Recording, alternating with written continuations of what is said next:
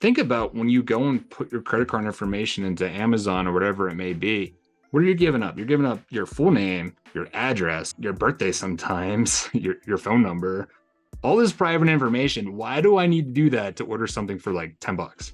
There's no reason for that, honestly. And as I become more and more of a Bitcoiner and privacy focused, man, I see a future of lightning. Hello and welcome to Bitcoin with Jake. Listen in to hear from Bitcoiners dispersed all across the globe whose personal journeys I leverage to gain conviction in an ongoing due diligence process. I need to take a moment to mention our sponsors. Orange Pill app is for those of us that want to meet Bitcoiners. Dubbed Bitcoin's social layer, it helps you connect in an ultra-local fashion whilst also curating suitable events nearby. Check out episode 48 to hear the journey of Matteo, the founder of Orange Pill app, in case you need any more excuses to sign up. Hardblock is an Australian Bitcoin exchange. They've been serving the community from as far back as 2014, never got sucked into the dubious world of altcoins, and continue to be one of the industry leaders down under. Check out episode 17 to hear from Daniel Wilczynski, the founder of Hardblock, for a more in-depth background. Now, let's get on with today's show. Today I'm speaking with Eric Podwojski. Hey Eric, how are you? Hey, Jake, thanks for having me. My pleasure. You have confessed, you have actually listened to some of these episodes before, so you know a little bit of what's coming up. We always start in the same way. So rewind the clock, Bitcoin came into your life. What were you doing and where were you at the time? My absolute first touch, I think, was back when I was in high school. This is probably like 9th to 10th grade. I'm really young. Yeah. And one of my friends was trying to buy weed off the Silk Road. So he's like, hey, check out this Bitcoin thing. You have to use your dollars to buy Bitcoin, which then you can go and buy weed off the dark web. And I was like, this is kind of way over my head. So that was the first touch point. And then fast forward 2017, you see the bull run happen. And I was like, I got to get a part of the action. So bought some myself. And then at my university, actually, there was a Bitcoin blockchain club. And admittedly, it was really altcoiny, shitcoiny. Yeah. Most of the sessions were about Ethereum and how that worked. However, I was around people talking about cryptocurrency more in general, starting to get an understanding of like, what is this thing? Starting to grasp it. And then from there, so just really started trading crypto and eventually found my way back to Bitcoin, but I'm sure we can dive a little more into that as well. Yeah, absolutely we can. It's very common that people got wrapped up in crypto before figuring out that Bitcoin was really what they wanted to focus on. So perhaps you can talk a bit about your university experience. Like, were you studying something specific that helped you understand the background or the technology of Bitcoin or crypto in general? And what were you doing at the time? Sure, yeah. I was actually studying energy engineering. I was in the engineering track. I really only took 2 economics classes. One was like a 102 class, and another one was a 300-400 level class, but more tailored towards my major. So no in-depth finance education or economics education. And as you probably know, they teach more Keynesian economics too at university. So I wasn't even learning exactly the right track for that. Nah, man, I just want to get rich because I saw the Bitcoin price go up. So I'm probably around 21 or so in college, and I have a little bit of beer money to my name. And so I said, okay, screw it. Might as well buy some, try to make this into more beer money. That's how I fell down the whole like crypto trading. And as you know, the story goes, I got wrecked. As soon as 2018 happened, the market tanked. I lost all my beer money, couldn't go to the bar for a couple of weeks, kind of sad. And then, slowly built back up and found my way to Bitcoin. Awesome. And so was there a particular moment during that progress that Bitcoin really caught your attention? So was there someone you were following or something you read or a moment that made you go, actually, hang on, maybe this is slightly different than the rest of this basket of goods I've been trying to trade? Yeah, I don't think I can recall a definite moment. I think it was more of a slow drip. So after 2018, I kind of put it down for a little bit. I graduated from university, get a fiat job in the real world.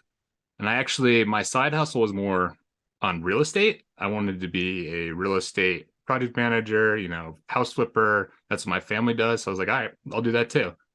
So going through the process of buying a house and everything, but in the background, I'm on Bitcoin Twitter. I'm starting to read the Bitcoin Standard. You know how it is, the slow drip of education. And then eventually, I think really what it was, late 2019 into early 2020, I actually had Crohn's disease and I had to go to the hospital for emergency surgery. So at that time, I had a ton of time on my hands. I was on PTO for work, basically like a long leave, and I was just searching the internet every day. I guess one thing I can recall is Googling, how do you start a bank? I see all these bankers getting rich. It's like, why can't I do that? Hmm. And that eventually led me to Bitcoin. I'm not sure Wow. exactly how, but I do remember that specific instance. And I just had a ton of time on my hand to Google around. Okay, so for those out there that haven't necessarily understood the connection between banking and Bitcoin, it's a great segue to dive into that. So, how does Bitcoin enable you to be a bank? Yeah, it allows you to store your wealth like a bank does. Instead of having a counterparty, which is, I guess, a bank, having someone to go to store your wealth so you don't have to keep it in your house. Bitcoin is that bank, except there's no middleman, and it's arguably way more secure than an actual bank if you Mm, know how to properly store your Bitcoin in a hardware wallet. mm. Yeah, it's cool, isn't it? And I love that phrase, like being your own bank. Just thinking, Yeah. okay, hang on. So what have I got to do here? Okay, there's all these steps that you have to figure out, and you can. I mean, I'm living proof that you can go through this process and figure out how to set up a multi-sig vault. And I've Mm-hmm. got a vault with Unchained and a key with someone else, and suddenly it's like, well, come get me. Like no one's ever going to be Mm-hmm. able to get those Bitcoin unless they figure out how it's done. And just the attack on that is just so hard that it makes it pointless. They might as well go and steal something else. Yeah, And I it's just tweeted this a out. fascinating moment, isn't it? It definitely is. It's empowering. We humans have never had this kind of sovereign ability to store their wealth. And I think I tweeted this out yesterday, but there's the 6102 attack, which is basically the government says, give me all your Bitcoin. It's getting out of hand. We need to control it. How are they going to get 12 words stored in my head? Mm, Okay, maybe they can force me to do that. How do they get the millions of other Bitcoiners to do the same thing? mm, You can't do it. mm. So this is really ushering a new paradigm where people now have the ability to gain back control of their wealth and not give it to the banks who just inflate it away over time. It's a huge step change, isn't it? And it's somehow like this is a strange analogy to draw, but and actually I question the facts behind it in some ways, but the whole point of a nuclear warhead has got to the point Mm, where you just don't nuke each other because you know it's like mass extinction. Now, yeah. okay, maybe the number of nukes are misreported and we've been led down a rabbit hole. And that's a whole nother kind of discussion in itself in terms of misinformation and what's true and what's not true. But the fact that someone has the ability to store their wealth in such a defensive way Right. changes the game. And that's the Yep. key, right? Yeah, exactly. There's a release valve, I guess. We're not trapped in the system anymore, which previously humans were in modern day. So now we have a way to opt out. If those in control of the money, the Federal Reserve, the governments around the world, the World Bank, if they don't adhere to the individuals and what we want, we're going to leave. And we have an option to leave now. That's when the kind of jurisdictional arbitrage conversation Oh, comes in, man. and that's something that I've Yeah. really enjoyed too. It's like when you have your wealth stored digitally, you cannot be held to ransom in the same way that a government previously could. That Yep. again is like a complete change in the paradigm, isn't it? Yeah. Have you read The Sovereign Individual yet? I have, yes, yep. Man, I swear I dream about that book nowadays, like almost every night. It predicted so much. And my life the last couple of years, since I really started falling down the Bitcoin rabbit hole, has now expanded to becoming more of a sovereign individual. So Hmm. when you have your money in a bank account in cyberspace that has no borders, that kind of frees you up now to move wherever the jurisdiction that favors what you need and provide to you. I'm in the States right now, and don't get me wrong, the States are awesome. But as time goes on, I have decades more to live. There might be a consideration where I do that jurisdictional arbitrage and go somewhere else that's more favorable to Bitcoiners and sovereigns in general. Yeah, and it's 100% something my wife and I talk about a lot. So I'm based in Melbourne. We had some of the Uh, toughest lockdowns in the world here for, I mean, 2 years basically it went on for. yeah, And, it would be crazy to have not had that discussion a number of times. It's like, are we in the wrong place and can we right. move? And when you store your wealth in such a digital and sovereign way, it becomes much easier. I mean, personally speaking, I've now sold any real estate that I physically had, and I've loaded up on Bitcoin in the last 4 to 6 months. Mm, And hopefully, we're going to hit into a bull run. It's going to be the best decision I've ever made.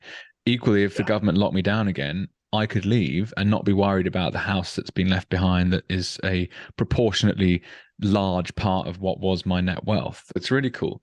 And you mentioned That's the before, like difference. you're actually traveling around the US as well. So that's another thing that Yeah. you can actually do. Yeah. Before we jump into that, I'll say Go on. that's the difference between now and any time in human history. If Hmm. you wanted to leave a certain jurisdiction, how do you take your wealth with Yeah. you? How do you do it? Yeah. You have gold. How are you going to carry gold with you? You can't across a border. It'll just get confiscated or you'll get robbed. Your real estate, that's planted there.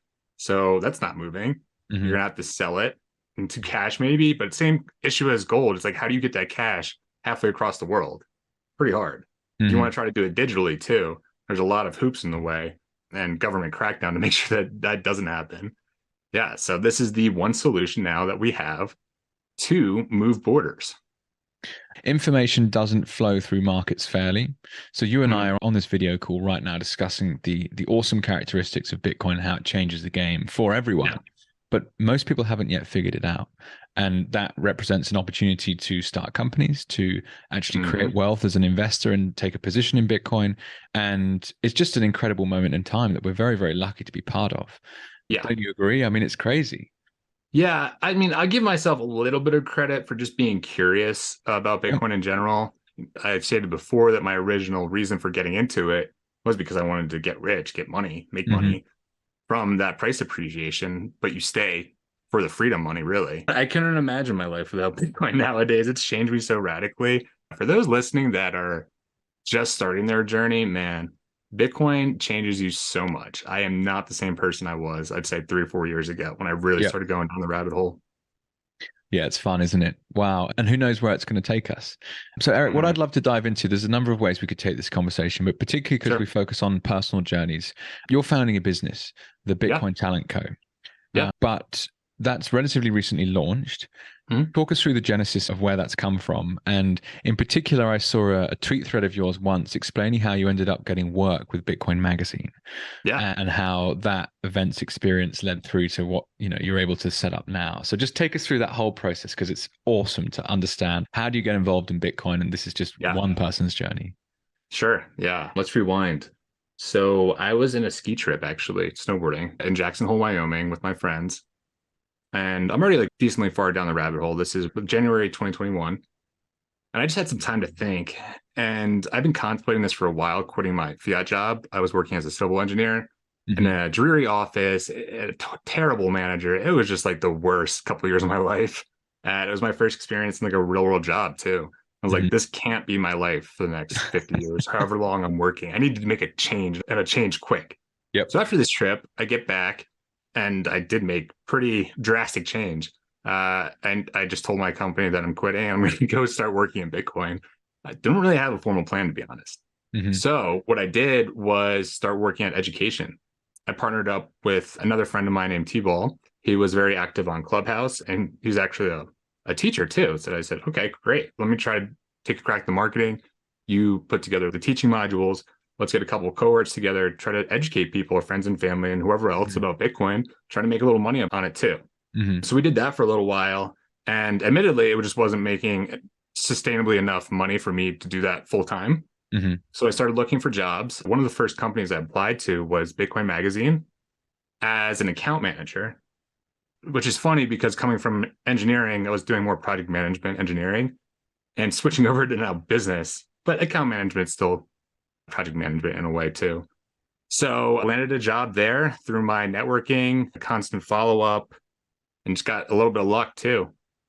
And then I was there a little over a year. Hmm. And my partner, Andy from Bitcoin Talent Co., reached out to me because I was posting content on Twitter related to Bitcoin careers and just like talking about how awesome it is working in the Bitcoin industry, Hmm. working around other Bitcoiners. Man, I still feel that every day. And that excitement, I just put that online and it attracted attention. So Andy actually had an existing recruiting firm based out in California. He's been doing it the last 3 or 4 years or so and is very successful. So he was like, hey, I need someone more in the Bitcoin industry with those connections to network, a little bit deeper understanding of Bitcoin to start up a Bitcoin focused recruiting agency. And I was like, this is so smart. I was thinking more about the candidate side. So how do we get more Bitcoiners jobs? He's Hmm. coming from the opposite side. How do we help Bitcoin companies staff up Hmm. through their startup phase? So yeah, we just got to work. I'd say probably early December or so. And fast forward now, it's mid-April. We officially launched end of February. I'm proud to say we have probably 5 or 6 clients now, hiring for over just under 10 roles. And yeah, every day I feel like we're just making progress here.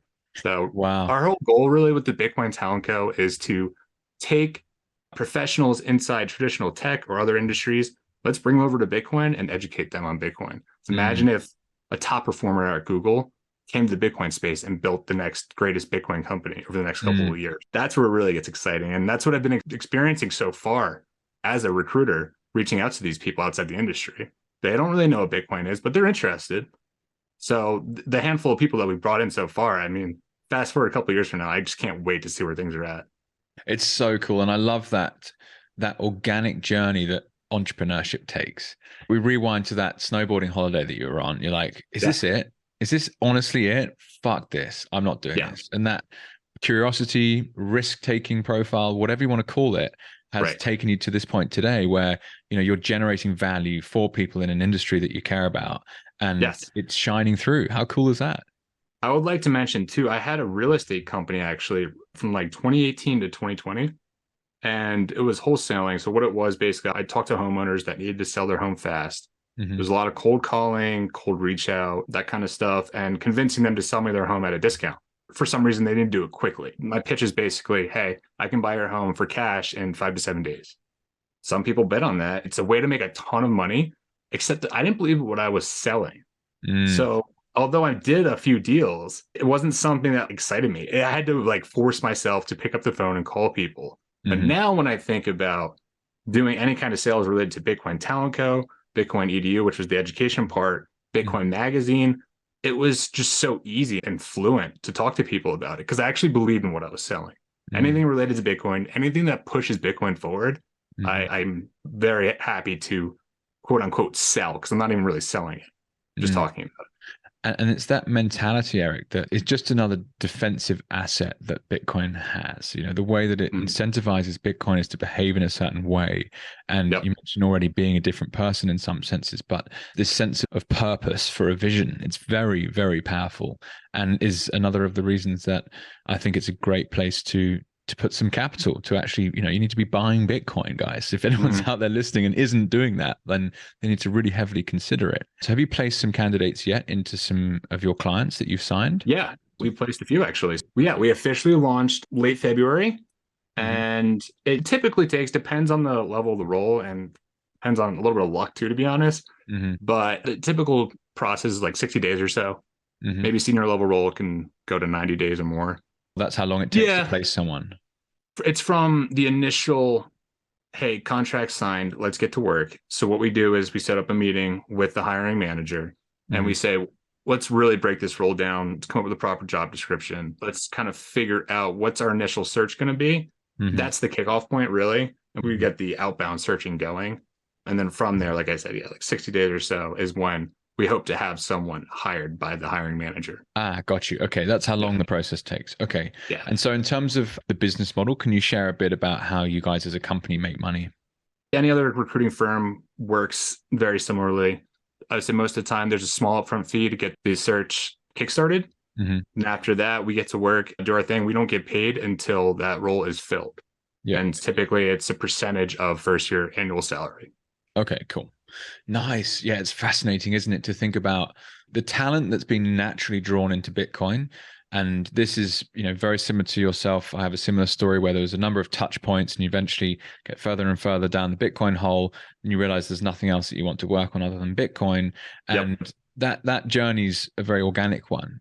And you wonder, okay, well, how can we turbocharge that for top talent that hasn't yet figured all this out, but doesn't need to spend thousands of hours doing all this research? Because we say, guys, this is a fucking serious opportunity. Come have a look.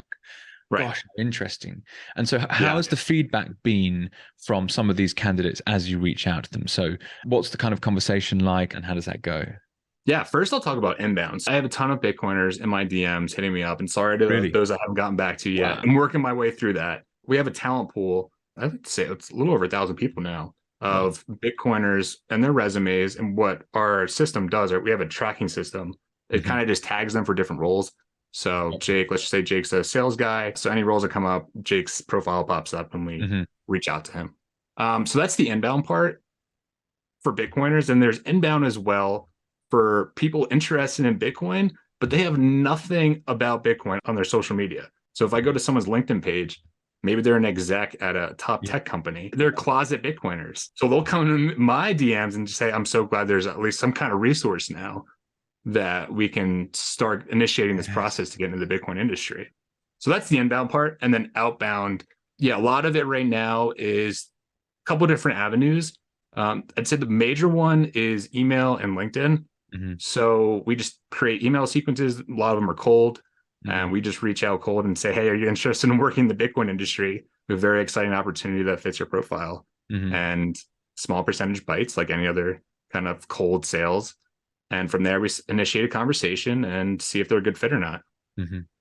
Awesome. And the companies that you've signed that you're hiring for, can you share a bit of detail about them? And what are the kind of companies you expect to see in the future that need the service you're generating? Yeah, I'm honestly not sure. We just had a team meeting about this yesterday. We're going to start advertising who we're working with and roles we're filling. But right now, we're kind of keeping it quiet. I could say, we're working with 6 or so clients. You don't have to say who they are by name. Yeah, specific companies, but I will say, these are top reputable companies in the industry. I can give you a few names offline here, and you're going to be it's okay, Eric. Wow. What I'm trying to get at is, as a content creator, monetizing the content I generate has been quite difficult. Not only because the audience is still relatively small and I'm only a year into this process, but also Bitcoin companies, bear market, they don't have a lot of money, right? They're new companies. They're maybe a seed or Series A stage if they're venture funded, or equally if they're self-funded, they're quite strapped for cash as a bunch of customers, generally speaking. You're not going to Google and trying to sell them stuff. So when that comes to building a business like yourselves, like which are the areas of the Bitcoin industry that you see needing the most help? As sponsors, for example, I always thought exchanges would be a really good focus, but actually I have a global audience and a lot of these exchanges have got jurisdictions into certain countries. And so you might say I've got 10,000 listens, but only 30%, for example, are in Australia. So it kind of skews things a bit.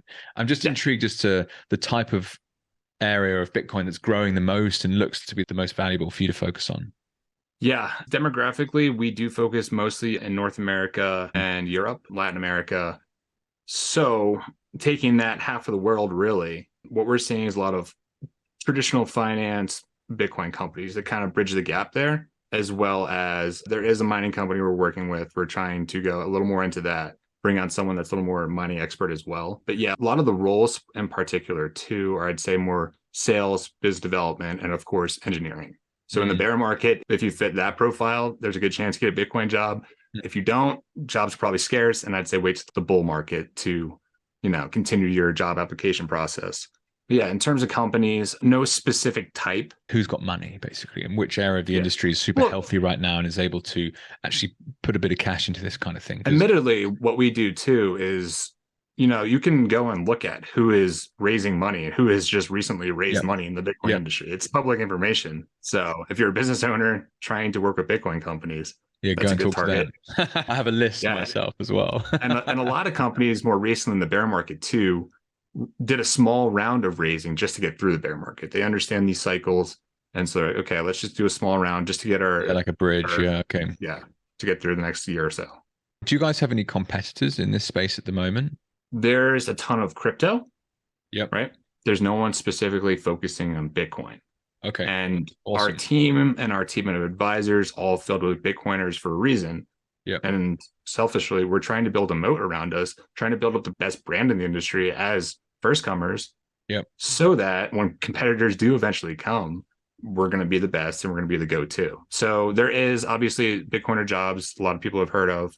It's more or less just a job board, which we're going to be implementing as well. There's a couple of Bitcoin focused job boards popping up nowadays. But we take that next step. We do the hands-on recruiting services, matching talent to companies.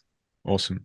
Yeah, I've got a friend who I went to uni with who has a hedge hunting business, and he places commodities traders. So it's, it's a traditional industry, right? You're like looking for talent. Where can you match it to in the marketplace? And where does that go?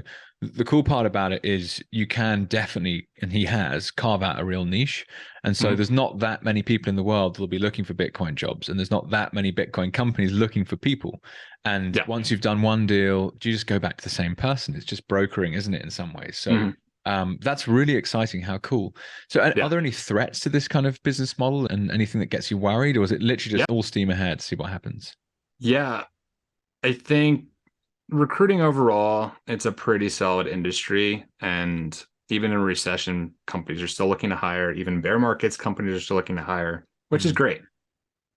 Let's think about employment now. Since COVID, everything went remote. Mm-hmm. Most people work remote nowadays. What happens to employment when you don't need to come to an office?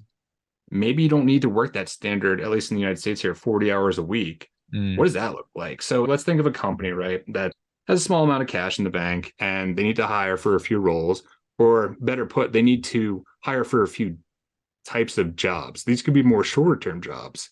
Mm-hmm. So I see the job industry more in general moving towards contract work, a little more part time or even full time, but there's a 3 month sprint to get Mm-hmm. a specific task or job done. Because why bring on someone full time with all that overhead if you're not sure after a couple months you need them or not? Mm. I see a lot of that happening, and especially thinking about AI now and automation, a lot of jobs that are being done by humans remotely will be wiped out. So what's the landscape going to look like Mm. when AI officially takes over? I don't know. It's murky waters right now, and that's kind of how I'm projecting into the future, what I'm seeing. And what's really special is there's a company called Stackwork that leverages the Lightning Network to pay out micro tasks and for workers anywhere in the world. Wow. It's kind of like a Fiverr. I need something done. But what's really special about using Bitcoin and Lightning is that there's no barriers. You don't need to go Mm-hmm. through any financial institution. Same thing with the company, too, honestly. They can be based, the company could be based in India, the Mm. worker can be based in Africa. They can do this micro task, get paid a couple thousand sats, whatever it may be, Mm-hmm. and it's instant right away. So I do see work evolving into less full time, more part time, and even more micro tasks too. Mm-hmm. Wow, that's really fascinating to think about. Some of the, and this has been a theme in recent podcast episodes actually, but markets that were never actually possible Yeah. until now due to Yep. micropayments. So I had an amazing Lightning developer called Rusty Russell come on the show recently. He was literally one of the earliest pioneers of the Lightning Network. He's Mhm. based in Adelaide here in Australia. And this is what he was talking about, which is how does the world look in a future in which these markets have been opened for the first time, when you can send fractions of a penny to someone? Yeah. Now, whatever that value might represent, it doesn't necessarily matter, but it's a whole new world. Throw into the fact that you've got a sound currency like Bitcoin underneath it, where people can store purchasing power, maybe the demand for a full-time job disappears anyway. That's kind of how I'm leaning right now. And just to give you a few examples, Please. microtasks, like I mentioned before, that Stackwork helps facilitate on their platform. There's, let's say, podcasting, streaming value for value. Instead of allowing people to listen for free, they just give up a few sats per minute, whatever it may be, to listen to your content. That's another example of revolutionizing traditional content that's been around for the last decade. Let's think, what else do we got? There is Music, there's a platform called Wavelake that Oaken mentioned to me recently. Shout out to Oaken. So that's basically like Spotify, but value for value. So as you listen to a yeah, band, you yeah, send them sats. Yeah, it's all over the place. It's crazy, isn't it? It's like literally like the plumbing of the internet is being redone with right. 10 times the efficiency of the previous. You've got to go onto Amazon, you've got to put your card details in, you've got to, put your address in. They've got to double check that you're actually the right person, and the funds don't settle for days. It's Yeah, like this is insane in comparison yeah. to what the Lightning Network allows. I tweeted about this yesterday too, actually, which is coincidental. Think about when you go and put your credit card information into Amazon or whatever it may be. What are you giving up? You're giving up your full name, your address, your birthday sometimes, your phone number, all this private information. Why do I need to do that to order something for like $10?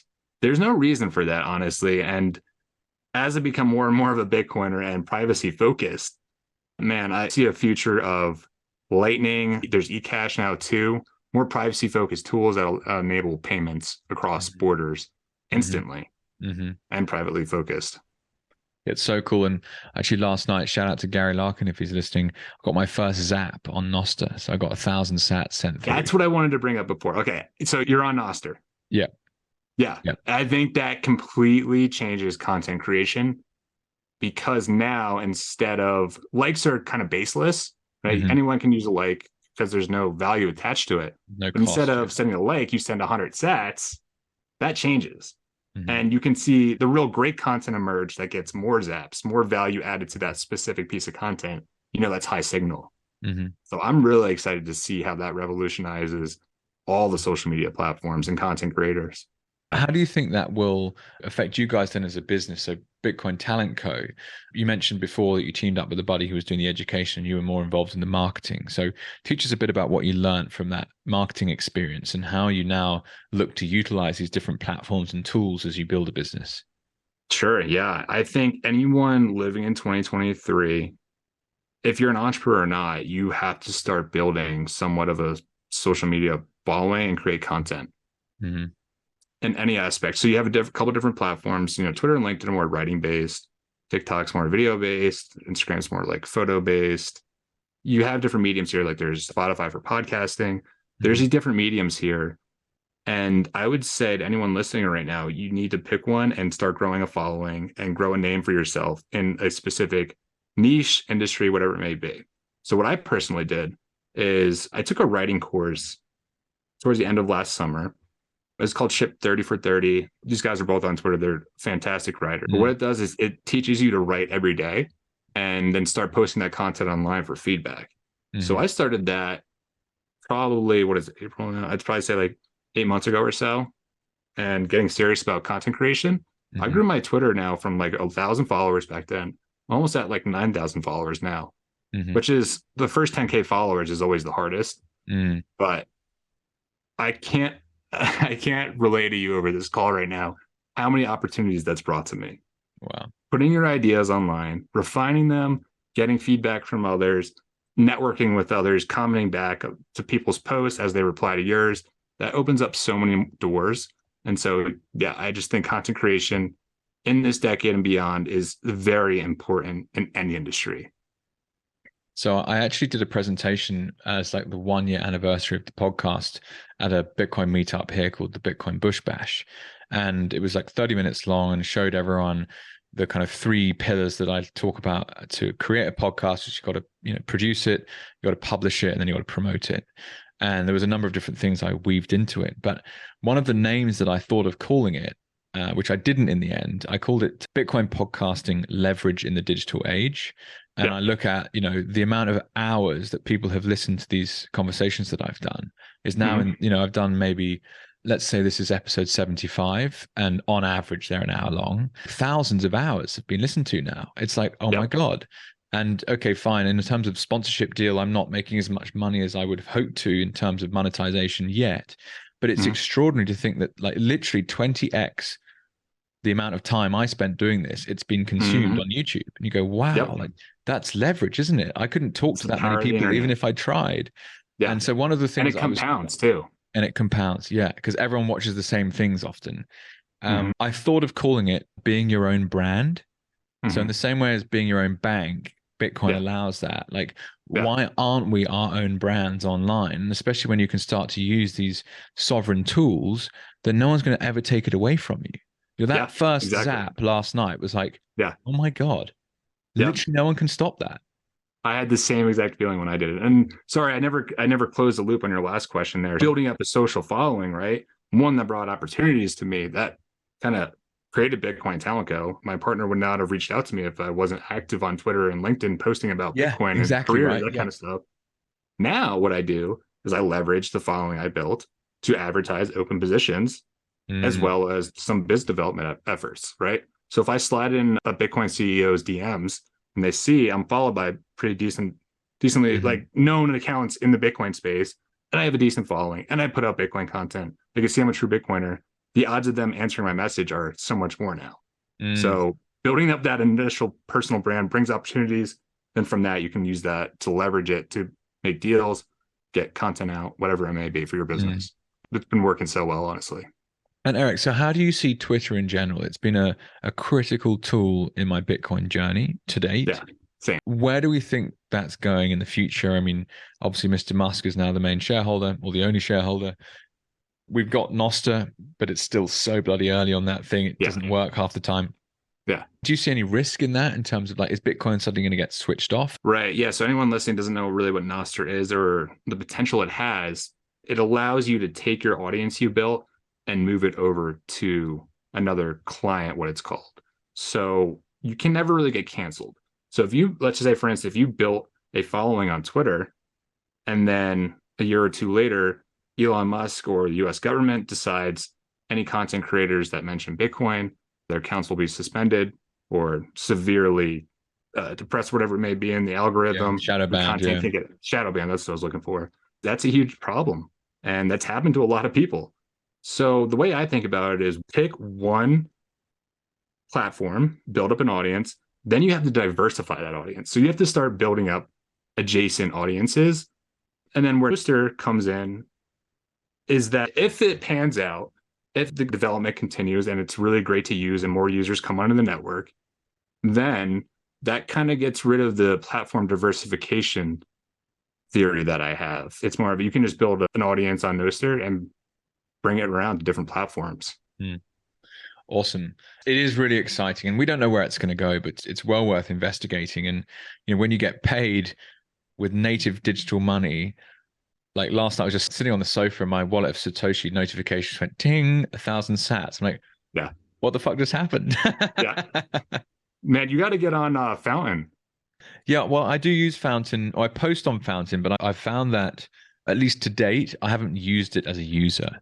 So you can get my podcast on there. And I think my year-end stats was I'd made about $45 from value for value sources. So that's great. The Gazer Fund, so Mick Marucci's business, which is like the crowdfunding with Bitcoin, really awesome. So that's where I ask for donations if anyone wants to give them. So like a Patreon competitor in a sense. And then Fountain was the main source of like I've been getting boosts and whatever from them. But I found as a user it's a bit buggy and I can't ever find anything on there.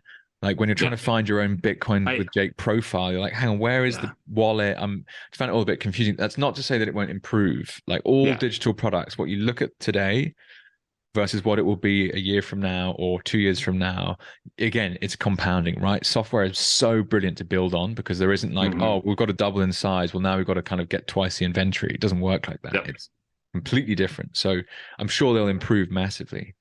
I think so too. I'm curious what you think about the future of content creation and content monetization more specifically. I've seen this past year quite different profiles get rid of their advertising or severely limit who can sponsor their content because, especially in this industry, if you partner with the wrong people, that could leave a very bad name on your profile. So yeah, how do you think about into the future now? Are you still looking to partner with Bitcoin companies specifically? Is there a stringent process you have? Is that going to go away altogether, sponsors? And is it going to be straight peer-to-peer? Basically, I've been managing inheritance for over 10 years. My father died as a young man, sadly. So I got money in my 20s. And you've got this problem, like how do you protect wealth? And I've therefore been an investor. Ultimately, Bitcoin is what you want. And it's going to revolutionize family wealth management.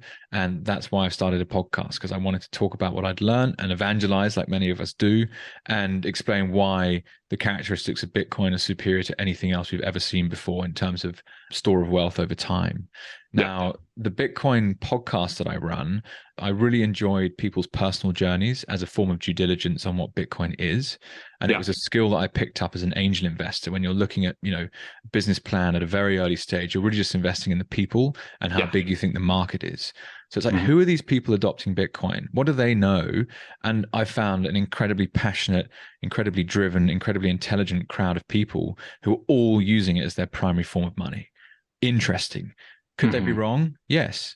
Do I believe they're wrong? No. Do I want to get in with them? Hell yes. Let's go. And so of my investable assets, I'm now like 90% in Bitcoin. The main value creation for me will be that Bitcoin position. And if we have a bull run and we get a 3 or 4x from here, that's some of the best investing you can possibly do with no counterparty risk. And suddenly it's like came for the gain, stay for the revolution. So as an entrepreneur, and I'm looking at my content creation, I am constantly trying to think of better ways to monetize it.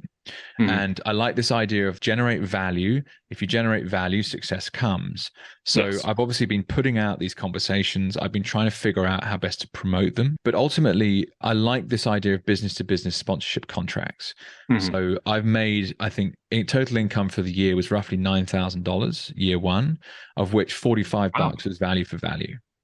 Oh, So and the rest came from sponsors? the rest came from sponsors. Wow, Yeah. that's impressive. And Yeah. that was, I only got a sponsored contract in the second half of that. So that was over 6 months. That was with Fast Bitcoins. Shout out to Danny and his team. We ended that contract about 6 weeks ago. And I've subsequently signed another contract with the Orange Pill app. So shout out to Mateo Oh, and the guys nice. there. Yeah. Yeah. And I'm in a couple of conversations now with some other business to business opportunities. So some exchanges and a few different people in the mining industry, but nothing as of yet has been signed.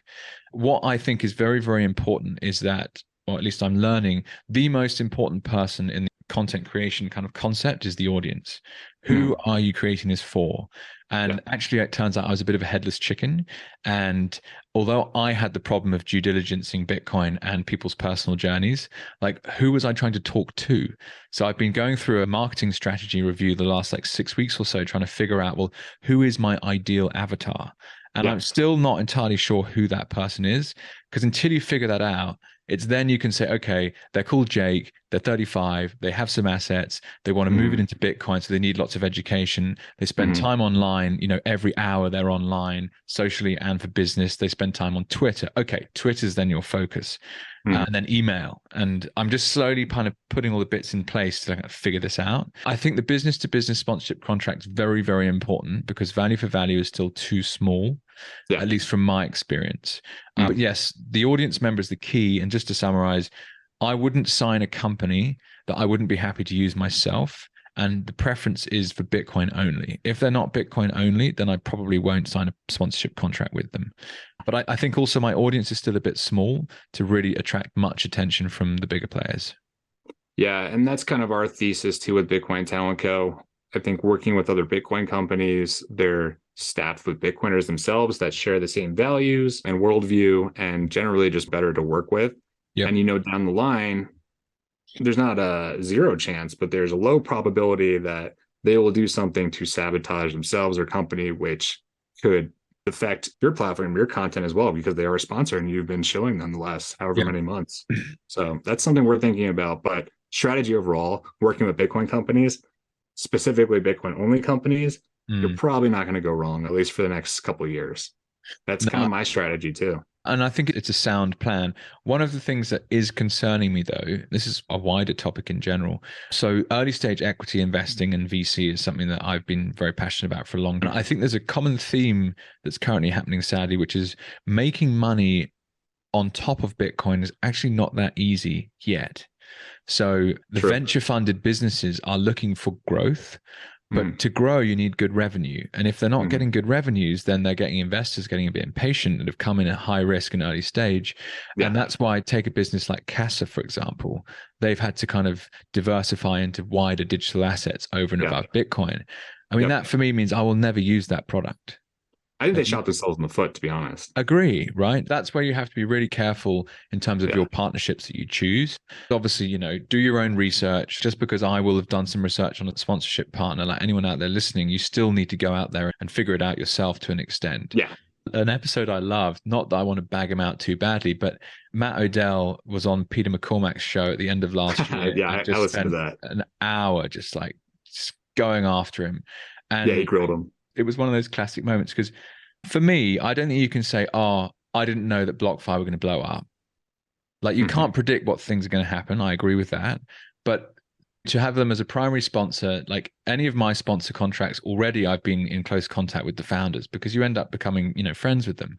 And so to kind of claim that, completely ignorant of the stress and strain that said founder would have been under to make money as a business, I think that's not fair on the audience. Like people are smarter than that. So you've got to be real careful who you choose to do business with. That's for sure. There's a saying in Bitcoin, don't trust, verify. And I think the BlockFi example is a classic example of that, which on the surface, very clean website, very great backing by notable investors, great founding team, awesome company overall.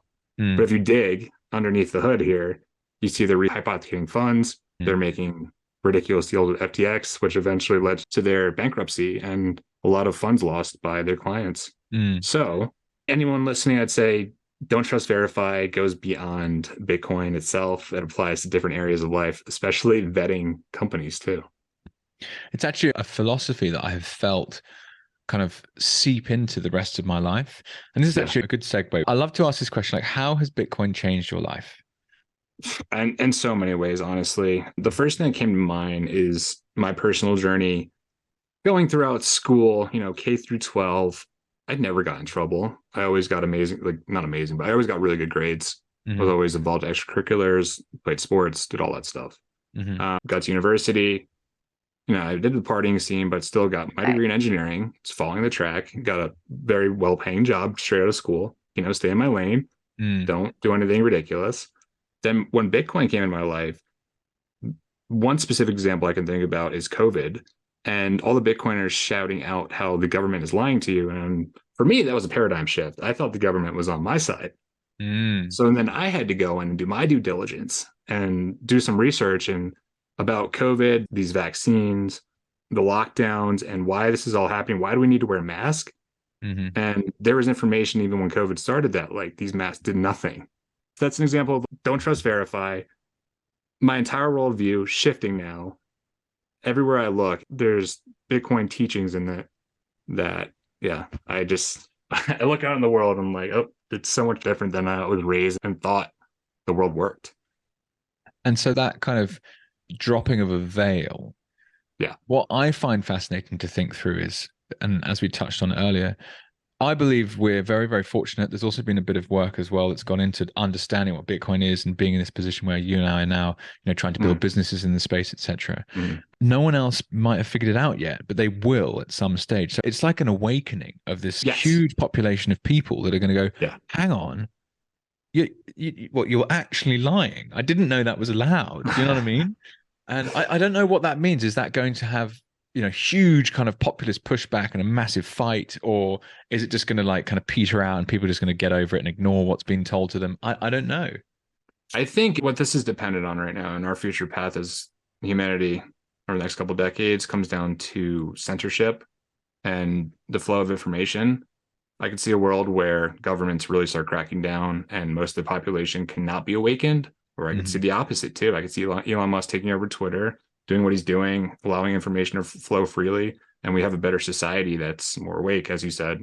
I'm not sure how it's going to go. I'm hopeful that we lean towards the awakening, and Bitcoin is just one way or tool to help facilitate that process on a global scale. Yeah, cool, isn't it? And so that leads me then to what makes you most excited about the future? And it would be remiss of me not to mention that you've just been to have some photographs taken. So maybe you can dive into that a little bit. It's amazing how it changes us as people and it helps us plan for the future. So what makes you most excited? Yeah, so right now what I'm doing is I'm from the East Coast, United States, and I'm traveling all on the West Coast for the next year and a half at least until my wedding back in the East Coast. So I now have the freedom kind of to travel around, and it's honestly awesome. So the short term, I'm looking forward to being able to work remotely, have freedom money that I can use however I want. No one can tell me how I use it, spend it, whatever it may be, or earn it. And then after that, starting a family. I think the Bitcoin community overall too pushes family values. And that's something that we've kind of gone away from in society. So really looking forward to eventually next 3 to 5 years here, getting a family started, teaching the kids about Bitcoin and everything else in life. The things that I wasn't awakened to, but I am now. Hope to instill that into them in an early age. And then long term, I mentioned this before, I'm really looking forward to the hires that we make for Bitcoin Talent Co. just to help build companies now. And these companies become $1 billion plus companies in the next 5-10 years. That's what I'm really looking forward to. Because I'm going to look back to this. I'm going to look back to this specific podcast conversation. I'm going to say, I called it. Yeah, it was happening. Well, firstly, congrats to you and your partner for getting engaged. It's very, very exciting jumping down that rabbit hole of partnership with someone. So I'm a couple years ahead of you. I've got 2 babies running around my feet. It's absolutely awesome. Man. There are some days when you literally just the world's ending and it's so tiring, but it's what life's all about. And there's no doubt that Bitcoin helps you make those decisions somehow, like as a father, as a sense of provider. sound money. Oh my God, how helpful is that?